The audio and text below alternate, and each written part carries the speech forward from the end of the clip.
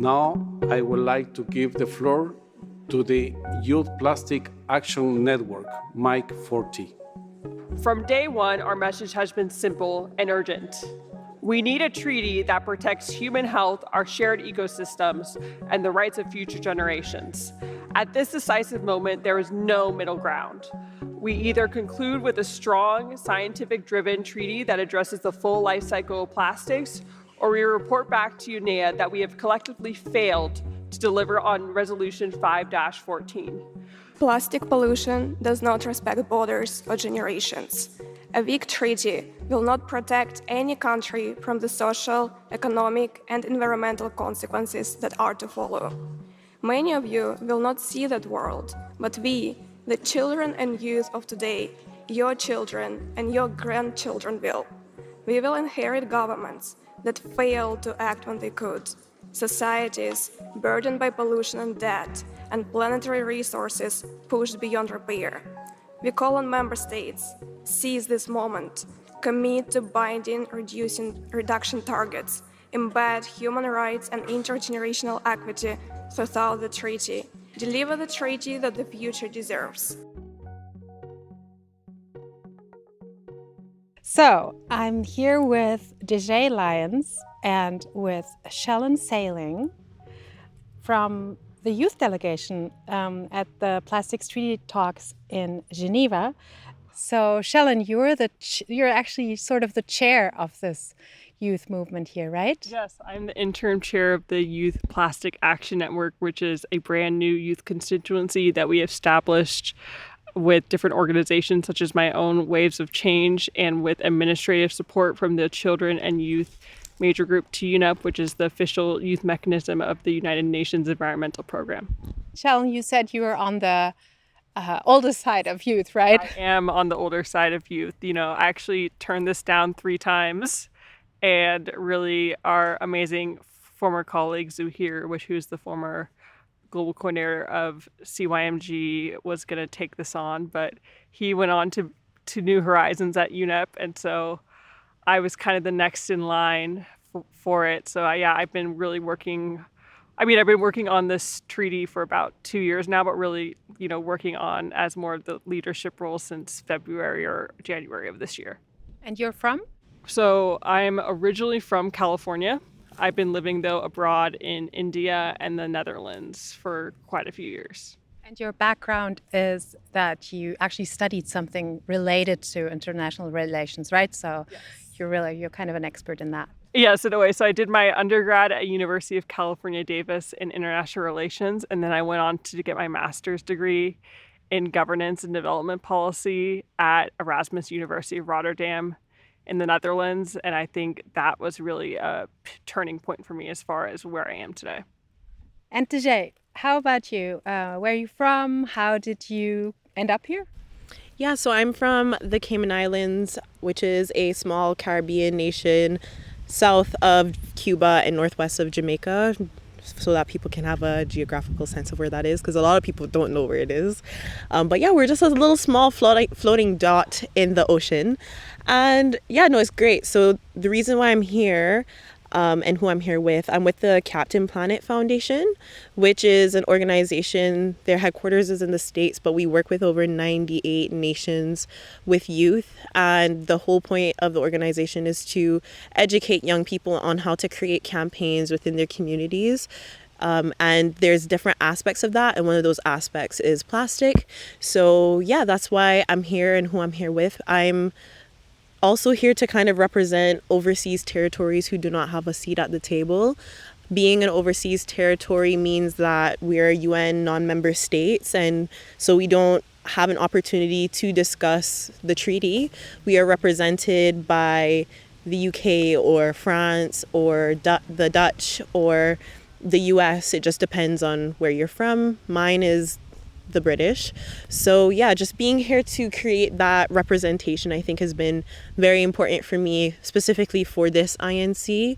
And yeah, it's been an honor and a privilege being able to converse with multiple different stakeholders and allowing people to hear my story and encouraging those who do have access to those stakeholders to ensure that they're expressing the sentiments that many of us overseas territory citizens are feeling. What is your story? Is there like a story that brings you to this specific topic, plastic pollution? Yeah, so I've actually been in the advocacy space since I was 16. I'm now 22, so it's been 6 years.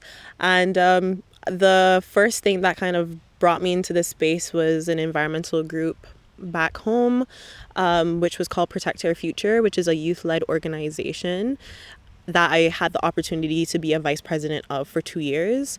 And then while doing that, I was a youth ambassador of Plastic Free Cayman, which is another NGO in the Cayman Islands that works to combat plastic pollution, encourages cleanup schemes, and has been pushing for comprehensive plastic policy in the Cayman Islands.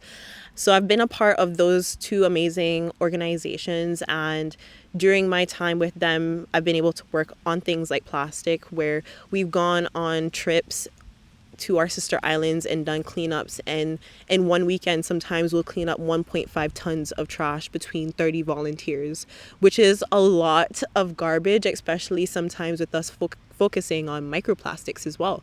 So it's been a very crazy ride, to say the least. Outside of that, I've been working on things that have to do with sustainable development. One of the biggest things I've worked on was to do with a cruise port that was being proposed by the government.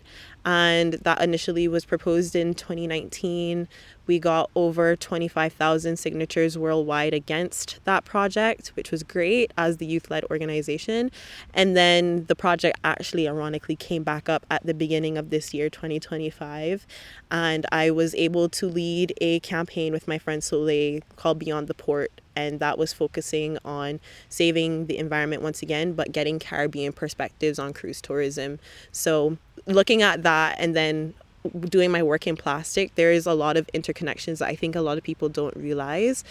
The whole point of my work is to ensure that our culture and heritage as island people and SIDS, small island developing states, can be conserved for future generations to come, because a lot of people within the outside world don't necessarily understand that, especially if you coming from a bigger place.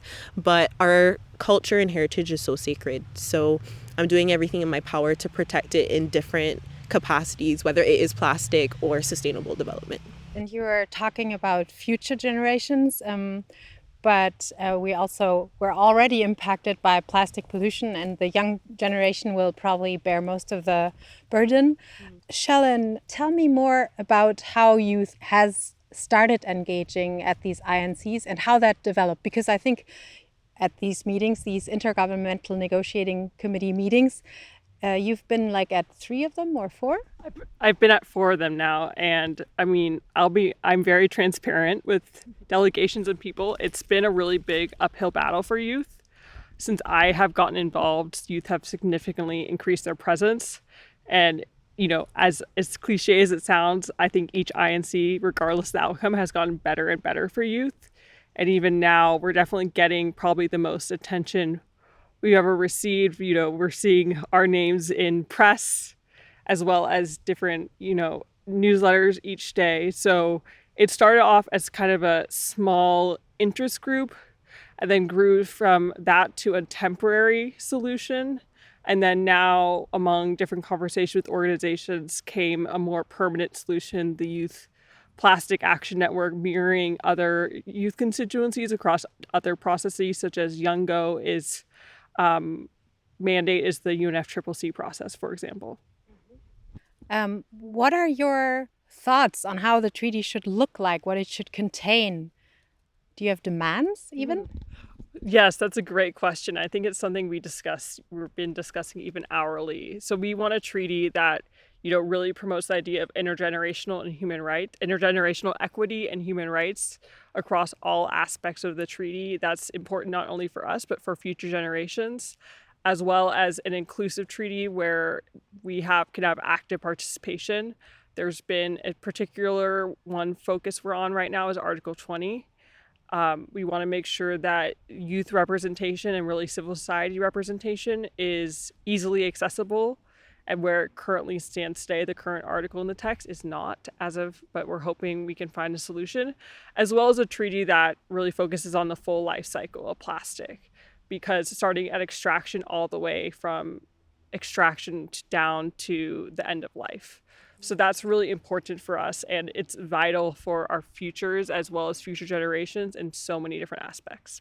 And how did you get into this meeting, considering the experience of the previous meetings? I mean, I'm sure you probably strategized and were thinking, and you even gave an intervention at the opening plenary.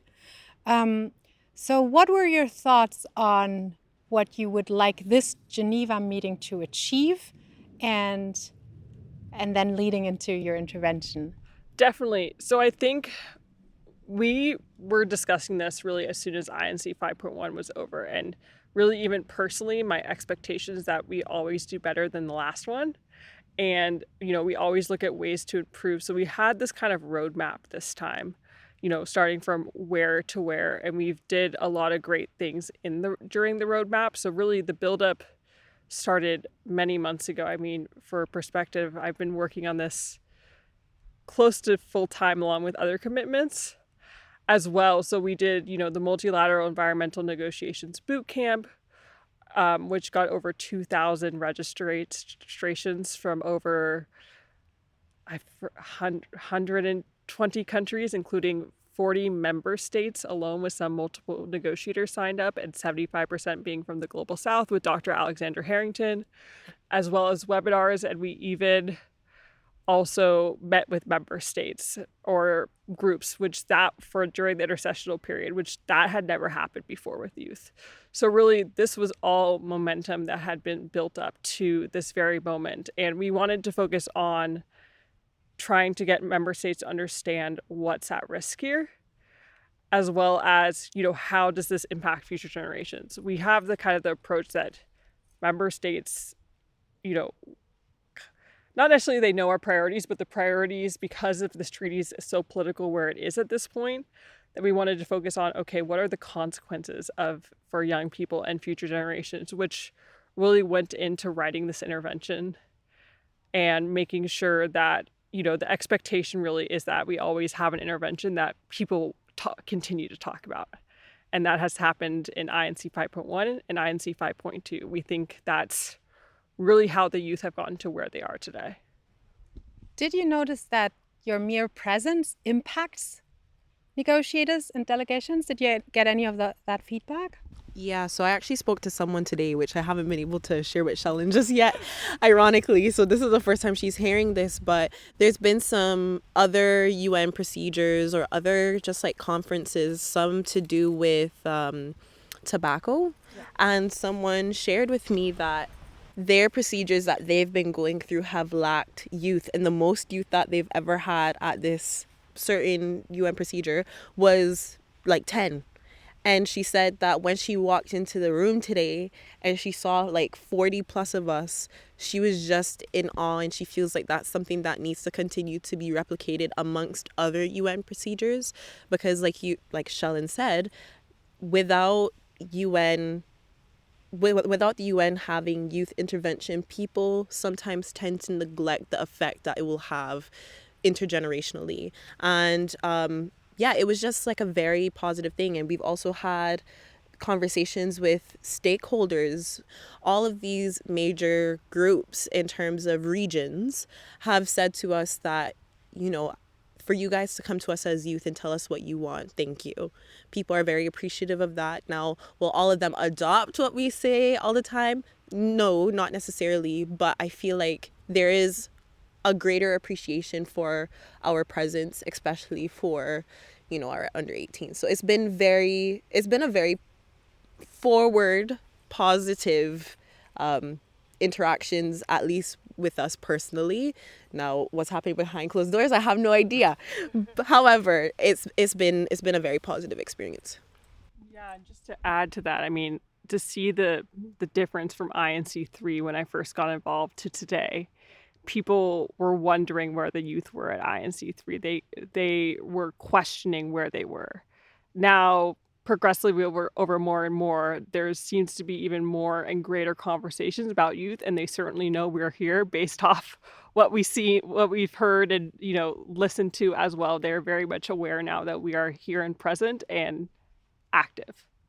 So it seems that there has been progress in participation over from one meeting to the next, at least self-organized progress, so to say. And I hear the same thing, or I see the same thing with, for example, the Scientist Coalition, they also started out with like just a few people at the first meeting, and now they're, I think, almost 60 present here with a membership of over 400. So, and that all happened within these 2 years. It's quite impressive. And it seems like you experienced something similar, and that your presence is already having an impact.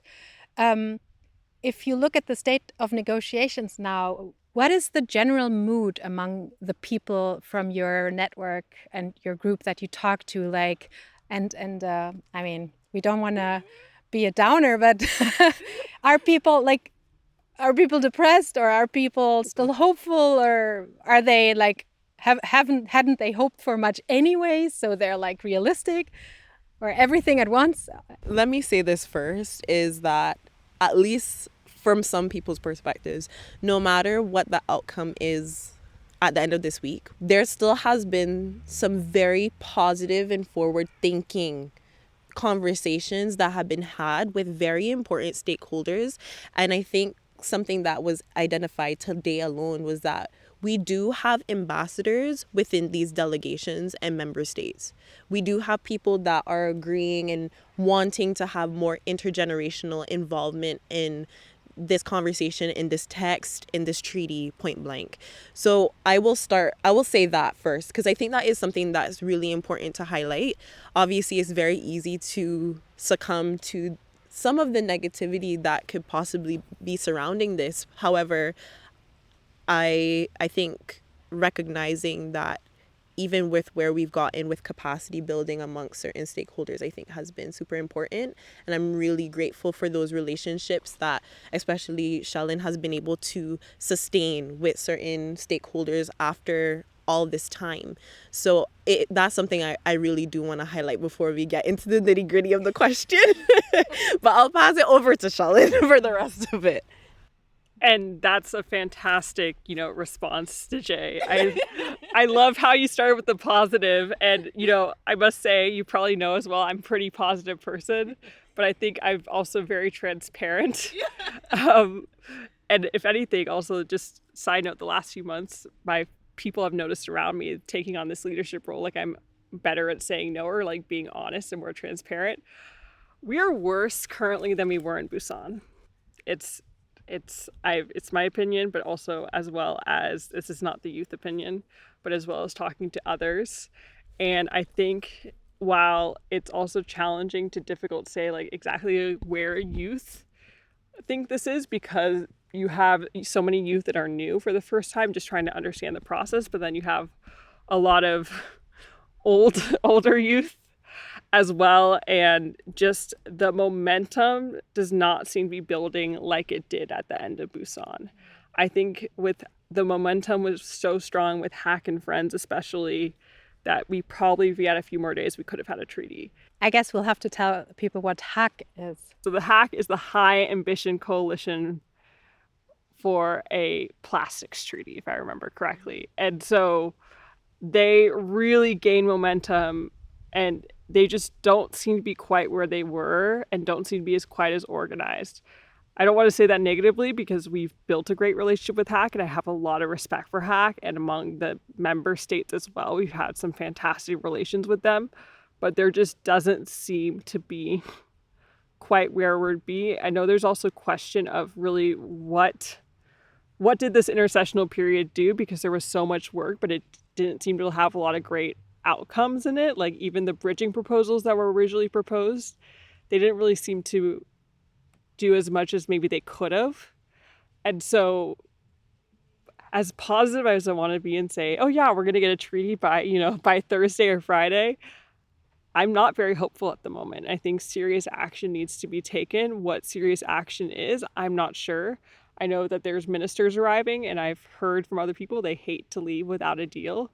But I do think that if we were to get a treaty, like everyone's saying we need to get one by Thursday or Friday, serious shift needs to happen. I agree.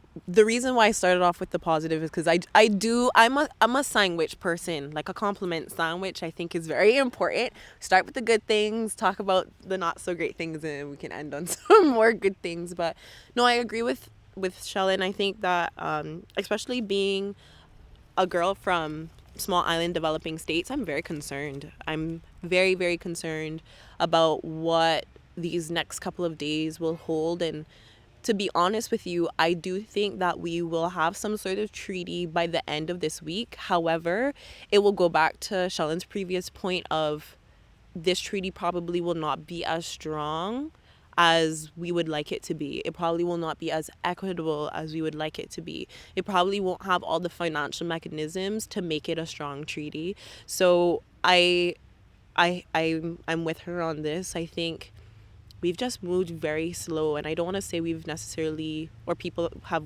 wasted time, but I think in order to have gotten the treaty that we wanted, I think the first week would have had to have been dealt with very differently. And I think that's where we messed up. Well, I'm not going to say we, because I think Shellan and I have done a great job. But I mean, in terms of, the people who are on the ground negotiating, I do know that there have been people who have been extremely vocal. I know Panama has been really strong in their views and their beliefs. However, it can't just be one. And that's the issue with these processes. Is not a very straightforward, straight shoot. And like Shellan said, we don't exactly know what would have needed to be done or what needs to be done right now. But whatever it is, it needs to be done right now. Like, things need to change in order to get the treaty that we want. But do I believe that is feasible right now? Probably not. But then it goes back to compliment sandwich. Goes back to there were still accomplishments along the way, no matter what the end of this week looks like.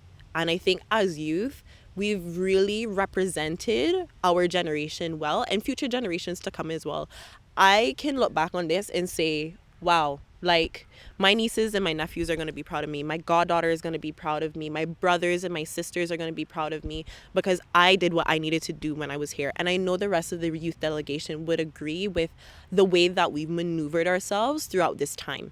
So while it might be a very disappointing end of the week, maybe, the treaty might not be as strong as we hope, I still think there's a lot to be proud of, especially from civil society, such as the youth delegation. So no, I'm still proud of us. I just think there are a lot of things that are also out of our control. And I think being hyper aware of that, it doesn't nullify the situation, but it just puts things into perspective. Yeah, and just maybe to add one thing, 6 months ago when I kind of took over as this leadership role, one thing I discussed with the youth is that there's only so much we can control. And the key thing is that what we can control especially is how we continue to build this youth delegation. And I'm a very critical person of myself, but I can say, like, I am extremely proud of how far we've come in the last few years. And even the last 6 months, I don't think there's really, as much as you always wonder if there's things I can do differently or whatnot,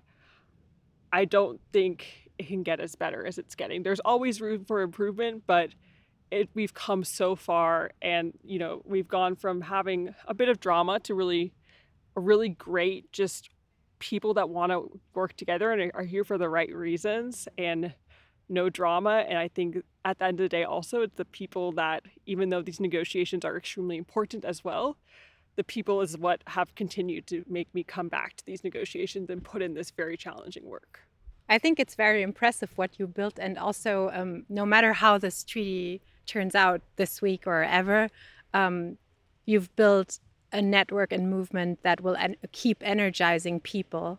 And you're not done yet as well, right? You still have a couple of things planned here. Mm-hmm. Tomorrow, August 12th, is it the International Youth Day? It is International Youth Day. And we actually did not know this until about a week.